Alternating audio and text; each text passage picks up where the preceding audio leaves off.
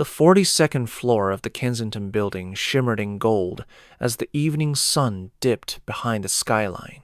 Shadows stretched long across the floor-to-ceiling windows, painting streaks of fire across glass, chrome, and the slick marble floors of the Leclerc Holdings corporate headquarters. Madison Leclerc sat alone in the corner office. At 29, she was the youngest CEO in the company's history. Some said she inherited her father's legacy. Others whispered that she bought her way in through charm and strategy. But none of them could explain how she consistently outplayed men twice her age in boardrooms and negotiation tables. They never saw the chessboard, the real one, walnut, polished to a soft sheen, pieces carved by hand from ivory and onyx, a gift from her grandfather who had taught her everything about the game and, by extension, about life. Every night, after hours, she played. Against herself, against memory, against ghosts. Tonight, the pieces sat arranged mid-game. A trap was building bishop tucked behind pawns, knight coiled for a fork. She barely noticed the time, until she heard the faint squeak of wheels. She looked up. The janitor had arrived. He was tall, broad-shouldered, dressed in navy coveralls with the building's logo stitched on the chest. His name tag read, Marcus. His skin was deep brown, his beard cleanly shaped, his expression unreadable. He moved quietly, pushing a cleaning cart, eyes down as if he didn't want to intrude. But as he passed her desk, he slowed. He saw the board and stopped walking. For just a second, his gaze lingered. Something in his posture shifted not openly, but to someone like Madison, trained to read people's tells. It was obvious. He recognized the position. He understood it. He was thinking. Madison leaned back in her leather chair, amused. "Play?" she asked, casually. He blinked. "Excuse me?" She gestured to the board. "You hesitated. That means you saw something." Marcus straightened slightly. "Just cleaning the office, ma'am," she smirked. "If you beat me, I'll marry you." It was a ridiculous thing to say. She knew it. But she was tired, bored. Alone at the top of a building full of people paid to agree with her. She hadn't had a real challenge in months. He studied her now fully. Not like an employee looking at his boss, but like a man measuring another human being. "My name's Marcus," he said calmly, "and I don't play for jokes." She raised an eyebrow. "Then play for pride." He looked at the board again, then back at her. "Set it up." They reset the pieces. Madison always played black. Her grandfather insisted that letting the opponent move first was the best way to understand them. "Know their rhythm before you make your first cut," he'd say. Like chess, like business, like war. Marcus opened with D4, Queen's Pawn. Confident, she responded with D5. The game began. They moved in silence for a few turns. Madison leaned forward, interested. His transitions were crisp, fast, clean. Not reckless, but decisive, as if the options had already been processed before his hand moved. By move 8, she stopped thinking about banter. By move 12, her breathing slowed. He wasn't playing with luck. He was calculating, layering his structure, planning 3, 4 moves ahead. Her pawns were overextended. Her knight was locked. A mistake from move 6 was blossoming into a full positional weakness, and she had no time to fix it. By move 17, he advanced his queen with surgical clarity. "Check," he said quietly. Madison stared. She had 2 legal moves. Both bad. She picked the least disastrous one, but it didn't matter. 2 moves later, checkmate. Marcus leaned back, folding his arms. Madison stared at the board for a long time. Then she laughed, a soft, breathless laugh, the kind that carried surprise and embarrassment in equal measure. You hustled me. He stood, gripping the handle of his cart. You assumed. She looked up at him, really looked. Not many people in her world stood calmly after beating her, especially not with grace, especially not with no need to brag. You used to play, she said. He shrugged. Used to. Then he turned, pushing the cart toward the door. Madison called after him. What's your last name? He paused. Reed, he said. Marcus Reed. And then he was gone. That night, Madison couldn't sleep. She sat on her bed in her penthouse, a glass of untouched wine sweating in her hand, her laptop open in front of her. She typed slowly. Marcus Reed, chess. Within seconds, results appeared. Archived articles. Photos from a decade ago. Bronx prodigy dominates NYC Open. Marcus Reed, named a rising star by U.S. Chess Federation. The mind behind the board. How Marcus Reed outsmarted national champs at 21. And then silence.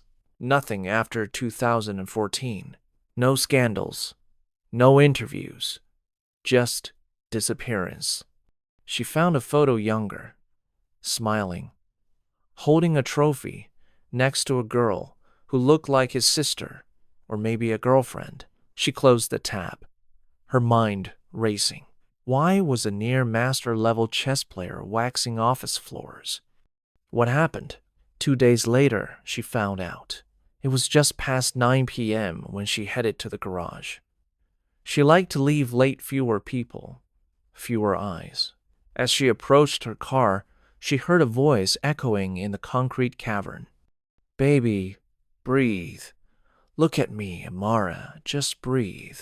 She turned the corner and saw him, Marcus, kneeling next to a little girl in the back seat of an old Civic, her face pale, gasping for air.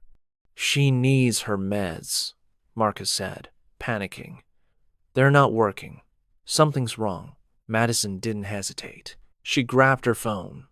This is Madison LeClaire. I need a medevac team at Kensington Garage Level B2.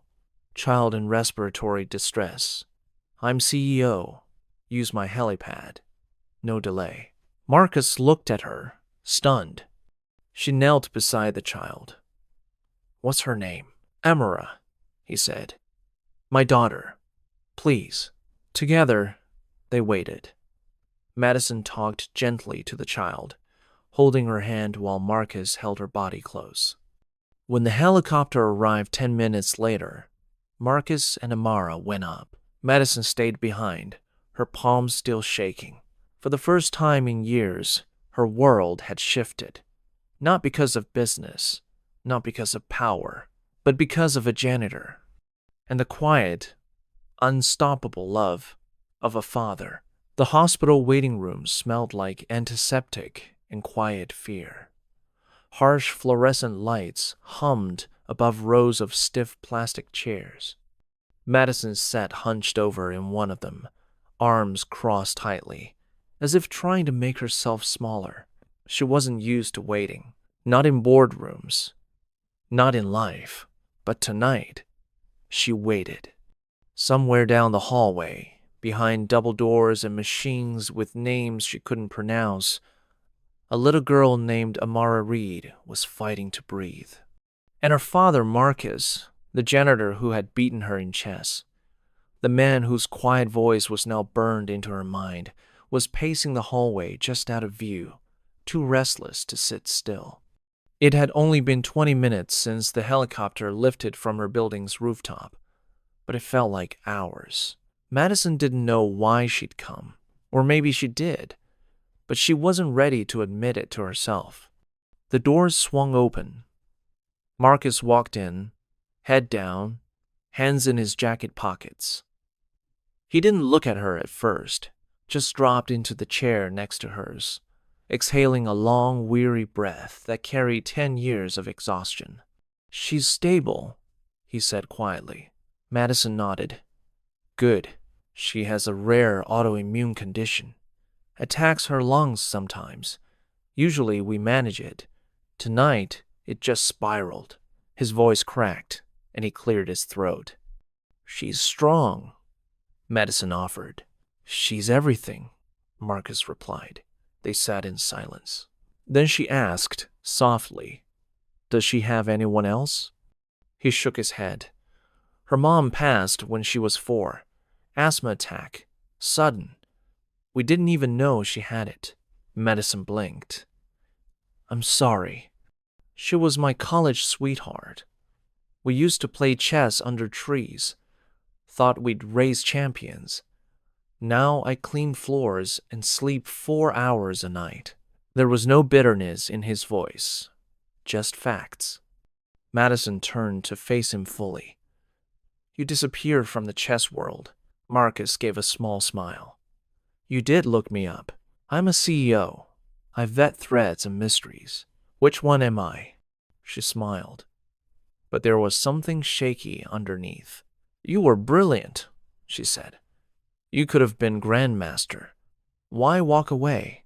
Marcus leaned back in the chair, staring up at the ceiling. "I didn't walk away. I got left behind. Life doesn't care how smart you are when you've got hospital bills, no family support, and a kid who needs breathing treatments more than you need trophies." He turned to her. "Chess doesn't pay when you're losing sleep and your hands shake from holding a sick child all night. You don't think in 5-move combinations anymore. You think, is the inhaler full? Did I remember the copay? Can I take a second shift without missing her appointment?" Madison swallowed hard. "That's not failure. It feels like surrender," he replied. "But then she wakes up smiling, and you realize it's a kind of victory." She looked at him, not like a CEO evaluating a subordinate, but like a woman watching a man who refused to break. "You shouldn't be cleaning offices. And yet," he said with a faint smile, "you offered to marry me." She laughed softly. Then, "Did you mean it? When you said you play to win? I don't say things I don't mean." Silence. Then Madison did something she almost never did. She reached into her bag, pulled out a business card, and handed it to him. "My direct line. If you ever need anything." He took it, studied it, then looked her in the eye. "I'll only use it if you mean it." She nodded once. "I do." 3 days passed. Madison couldn't focus at work. Numbers blurred, meetings dragged. People talked and she nodded but didn't absorb a word. She kept thinking of Amara's tiny hand in her own, of Marcus's voice cracking when he said, "She's everything." So she called him. He picked up on the 3rd ring. Marcus speaking. "It's Madison," she said. "I know." A pause. Then, "How's Amara?" "Better. Home. Watching cartoons. Refusing to nap." Madison smiled. "That sounds promising. She asked about you." That gave her pause. "Me?" "You held her hand," he said simply. "She remembers." Another beat of silence. Then Madison asked, "Can I bring something over for her?" He hesitated. "You don't have to." "I want to," she said. "Then yes." His apartment was small, clean, lived in. Bookshelves lined the walls, half chess manuals, half children's books, a second-hand couch, a taped-over window, a scent of cinnamon and detergent. Amara ran to her the moment she walked in. "Are you the helicopter lady?" she asked. Madison crouched down. "That's me." "You are brave." "No," Madison said gently. "You were." Amara beamed. Marcus stood nearby, arms crossed, watching. Madison handed over a bag with small gifts, coloring books, a toy stethoscope, a stuffed knight chess piece she had custom ordered in 2 days. Amara hugged it instantly. "She's not used to visitors," Marcus said. "I'm not used to being one," Madison admitted. He offered her tea. She accepted. They talked. About the school Amara was in. About Marcus's second shift. He worked at a mechanic's shop on weekends. About Madison's overworked team and failed dating life. They laughed. They disagreed. They shared stories they didn't mean to share. And when she left that night, Madison felt something strange twist in her chest. Something frightening. Something good. The next week, she brought Amara to the LeClaire office. "Just for an hour," Marcus warned. "If she acts up..." "She's 7, Madison said. "She can run the HR department." Amara loved it. She sat in a swivel chair, colored all over the back of a discarded financial report, and told Madison's assistant she was now the junior CEO of Crayons and Dragons. Everyone smiled around her. But Marcus? He watched from the glass-walled break room like a man outside of a life he could never afford to step into. Madison found him staring out at the skyline. "This place isn't made for people like me," he said. She stepped beside him. "Neither was it made for people like me," she said. "You own it." "It's just on. I fought for every inch," she replied. "And sometimes I still feel like an imposter." Marcus turned to her. "You never look unsure. That's how I survive." He paused. "You ever wish you could just disappear?" "Every day," she whispered. Their eyes locked, and the air shifted. Not romance, not yet, but something unspoken, a recognition. That night, back at his place, while Amara slept on the couch with her night plushie clutched in one hand, Madison sat at the chessboard Marcus had dug out from a dusty box. "You sure?" he asked. "Rematch," she said. He smiled, and they played. He didn't go easy. She didn't either. This time, she lasted longer. 26 moves. Checkmate. But it didn't sting. Because the smile on her face had nothing to do with victory, and everything to do with being seen. The following Monday, Marcus arrived at work just before 6:00 a.m. Like always. The hallways of LeClaire Holdings were still and silent, except for the soft hum of fluorescent lights and the distant thrum of air vents. He liked this time of day, before the executives arrived, before the endless parade of expensive shoes and louder voices. He could move quietly, mop bucket rolling behind him, his world reduced to soap, metal, and motion. Simple, safe, until the elevator chimed behind him. He turned, expecting security. But it wasn't a guard. It was her.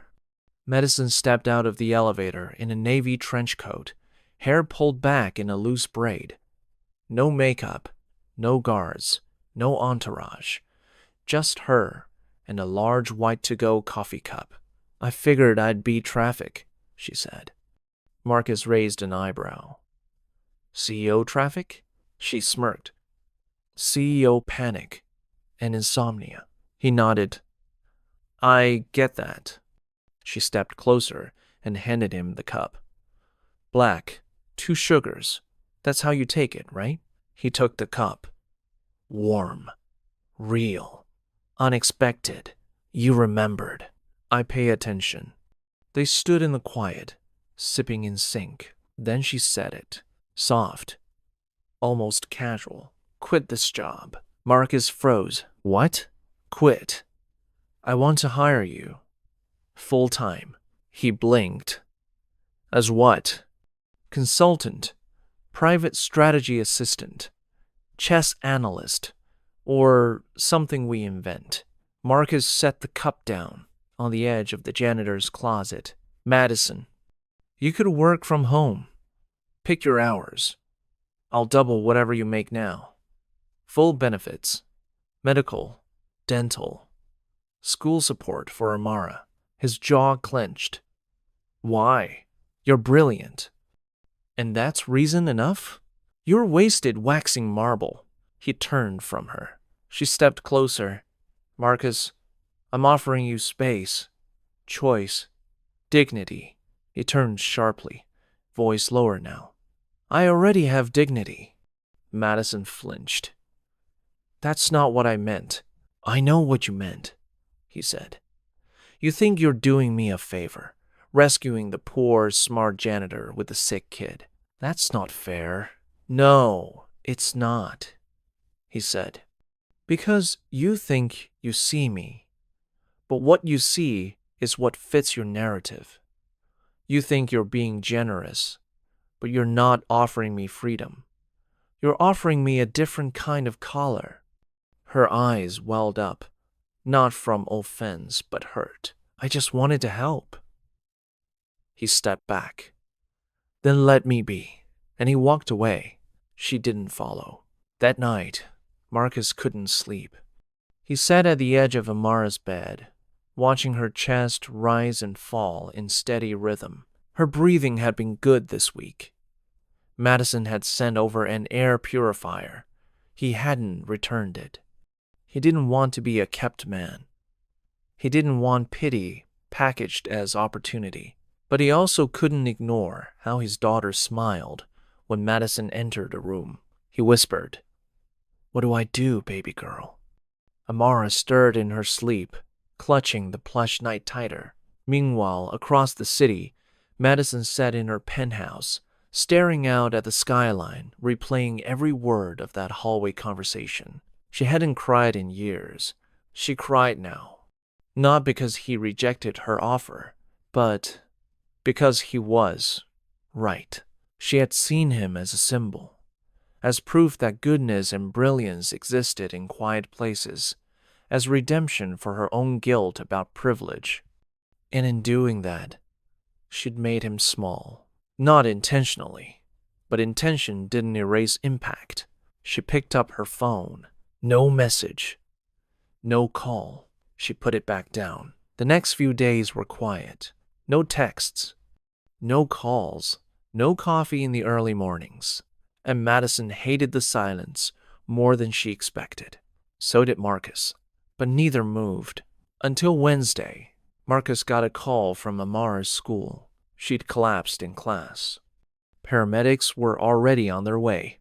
By the time Marcus reached the hospital, Amara was in a room with oxygen tubes in her nose, her skin pale, her breath shallow.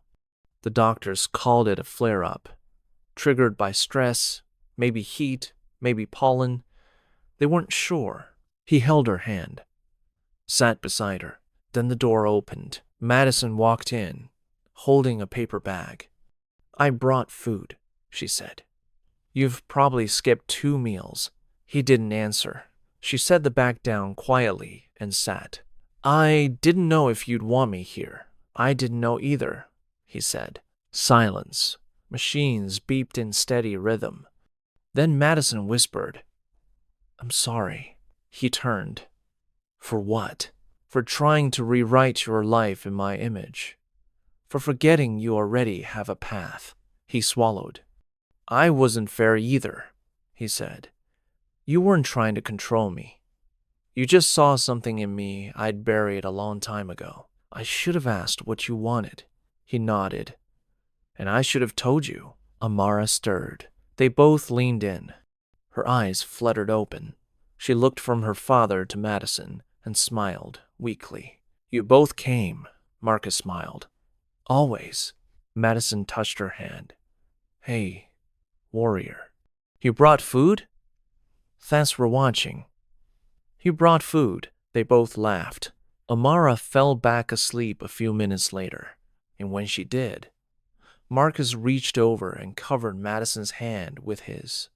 "I don't want to be your project," he said. "You're not," she replied. "You're you, and you're terrifyingly persistent," he said. "I take that as a compliment." He chuckled. "Then, what if I say yes to a job, but my version of it? I'm listening. No charity, no corporate titles.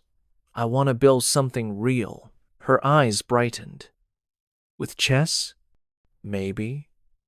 Maybe something for kids like Amara, who need more than just meds, who need a place to belong. She smiled. Then let's build it. A week later, the papers were signed. Marcus was no longer the janitor. He was officially contracted as an independent consultant. His job? Develop a community outreach and mentorship initiative for youth in underserved communities, using chess as a foundation for confidence, cognitive, skill building, and emotional resilience. Madison gave him full autonomy. No office dress codes. No executive micromanagement. He worked from home, but came in weekly to meet with her. And over time, those meetings turned into something else. They didn't talk about labels. But one evening, after walking Amara home from school, Madison stayed for dinner. Amara set the table. Marcus made chili. Madison brought cornbread. They laughed. And as Amara drifted off on the couch again, Marcus and Madison played a game of chess by candlelight. She lost. Again, but this time she didn't mind at all.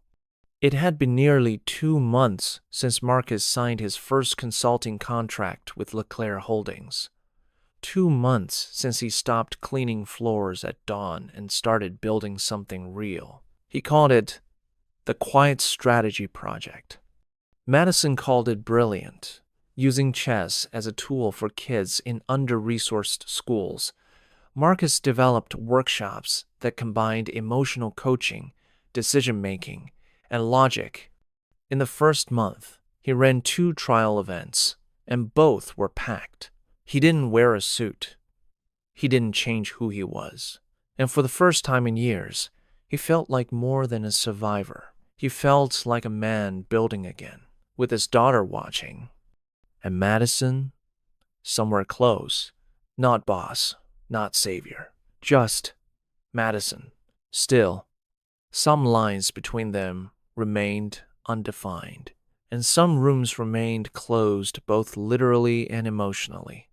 Like the room with the photograph of his late wife. He hadn't shown it to Madison yet. He didn't know why. Maybe he wasn't ready. Or maybe he wasn't sure he was allowed to let someone else fill that space.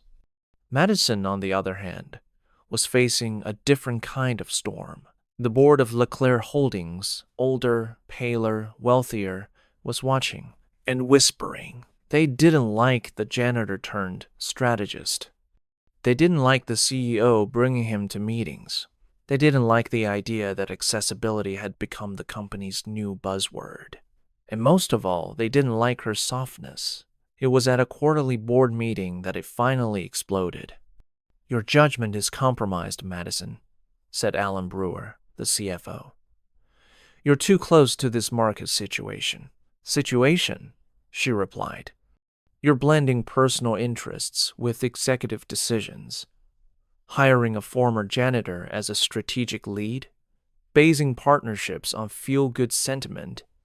Madison sat straighter. His program already has 3 public schools interested and 2 nonprofits in talks. He's doing more for our community presence than any of you have in 5 years. "Be that as it may," another board member chimed in. "You're dating him, aren't you?" She paused. The room tensed.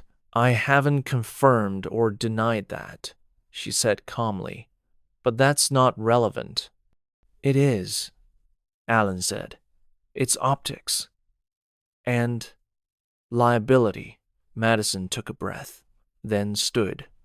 "If I have to choose between protecting perception and empowering results, I'll choose results. Every time." She left the room, her hands shaking. She didn't call Marcus that night, but she did drive to his place. He opened the door, holding a frying pan in one hand, clearly mid-dinner. "Hey," he said. "Everything okay?" She walked past him, stood in the middle of the living room, turned slowly, then asked, "If they make me choose between the board and you, what do I do?" He blinked. Madison, what? They know about us. Or they think they do. They want me to pull back, distance myself, possibly even suspend your contract. Marcus set the pen down. And what do you want? She was quiet for a long moment. Then, softly, I want to stop pretending like this is casual. I want to say yes when Amara calls me her other grown-up. I want to take you to the gala next month and not call you a consultant guest. I want to keep building this program with you, not for PR. He stepped closer. Then say it. Ah. She looked up. I love you. He exhaled slowly. I've been waiting to hear that. She smiled. You have? I just wanted to make sure I earned it. You did, she said. You earned all of it. The next day, Madison sent a memo to the board.